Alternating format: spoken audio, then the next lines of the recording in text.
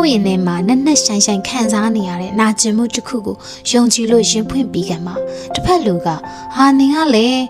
အပေါ်တွေလုံးမနေစမ်းပါနဲ့လို့ပြန်ပြောခံရတဲ့အခါမျိုးမှာဟာငါပြောတာမှားသွားပြီဆိုပြီးတော့နာကျင်မှုနဲ့အတူနောင်တရသွားတာမျိုးကြုံဘူးလားလူမှုအတိုင်းဝိုင်းမှာလူတိုင်းနဲ့ရင်းရင်းနှီးနှီးဖော်ဖော်ရွရွနေတာကအရန်ကောင်းတဲ့အလေးချက်တစ်ခုဖြစ်တယ်။ဒါပေမဲ့ကိုယ့်ရဲ့နှက်ဆိုင်တဲ့စိတ်ခံစားချက်တွေကိုယ့်ရဲ့အားနည်းချက်တွေကိုထုတ်ပြပြောဆိုတဲ့နေရာမှာတော့သတိထားဖို့လိုပါတယ်။တခါတလေမှာကျမတို့တွေကကိုယ်စိတ်ထဲကခံစားချက်တွေကိုတစုံတစ်ယောက်ကိုရှင်းဖွင့်ပြောဆိုလိုက်တယ်။ဒါပေမဲ့အဲ့ဒီလူကဒါကိုပဲ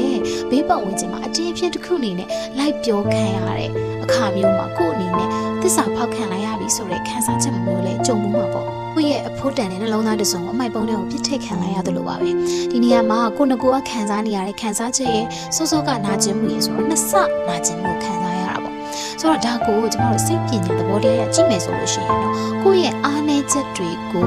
ထုတ်ပြလိုက်ခြင်းကကိုယ့်ရဲ့အကာအကွယ်တွေအားလုံးကိုခွာချလိုက်တာအကာအကွယ်တွေအားလုံးကိုဖြုတ်ချက်ချလိုက်တာနဲ့အတူတူပါပဲဒါကြောင့်မလို့ကိုယ့်ရဲ့အကာအကွယ်တွေကိုဖြုတ်ချဖို့အတွက်ဆိုလို့ရှိရင်ကိုပြောမဲ့သူကတကယ်ကိုပဲကိုယ့်အပေါ်မှာစေတနာထားပြီးတော့ကိုယ့်ကိုချစ်ခင်တဲ့သူယုံကြည်စိတ်ချရတဲ့သူဖြစ်ဖို့လိုအပ်ပါတယ်။ဒါကိုနားလည်အောင်ပြောရမယ်ဆိုလို့ရှိရင်ကျမတို့ဒီခင်မင်းရင်းနှီးမှုဆိုတာကဘာနဲ့တူလဲဆိုတော့ကျမတို့ရဲ့အိမ်ရှိမှာဖြတ်သွားတဲ့သူတွေကိုကျမတို့လှမ်းပြီးပြုံးပြနှုတ်ဆက်တာနဲ့သွားတူတယ်။ကိုယ့်အိမ်ရှိမှာဖြတ်သွားတဲ့လူတိုင်းကိုကျမတို့တွေပြုံးပြလို့ရတယ်နှုတ်ဆက်လို့ရတယ်ဒါပေမဲ့လူတိုင်းကိုကိုယ့်အိမ်ထဲကိုခေါ်ထဲလို့မရဘူး။ဆိုတော့ကိုယ့်အိမ်ထဲကိုအလဲခေါ်ဖို့ကိုယ့်ရဲ့အိမ်ကိုကန်တီတင်ထားဖို့အတွက်ဆိုလို့ရှိရင်တော့တကယ်ယုံကြည်ရပြီးတော့ကိုယ့်အိမ်ကိုဖျက်ဆီးမှမဟုတ်ဘူးဆိုတာသိကြတဲ့သူကိုပဲကျမတို့ရဲ့အိမ်ကိုအလဲခေါ်တတ်ပါတယ်။ပြောချင်တာကတော့ကျမတို့လူတွေကိုရှင်းနေခင်မင်ဖော်ရလို့ရတယ်။ဒါပေမဲ့ကိုယ့်ရဲ့တန်ဖိုးရှိတဲ့နှက်ဆိုင်တဲ့စိတ်ခံစားချက်တွေကိုယ့်ရဲ့အားနည်းချက်တွေကိုတော့